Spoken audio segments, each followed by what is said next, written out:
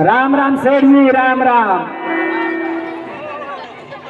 अरे मंगरुआ, हाँ सरकार के बात बोला। बड़ू हो गए हैं। मन बढ़ू, हम बुढ़ारी के शरीर में मन बढ़ू हो गए साहब। तुम भी सुधर जाओ।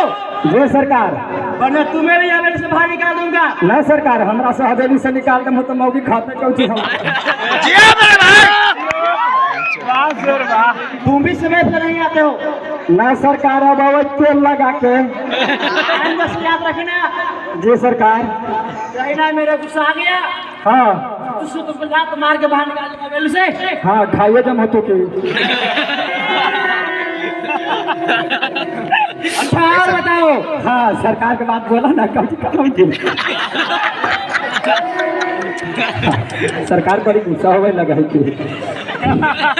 ये बताओ, हाँ जो तारनपुर में 100 बीघा जमीन पर जो धान का फसल लगाया गया था, हाँ उससे क्या हाल है? सुनाओ हमको। हाँ साहब के बात, हमरा रहते भरे में कोई दिक्कत होता है? ये बताओ कैसा है समाचार?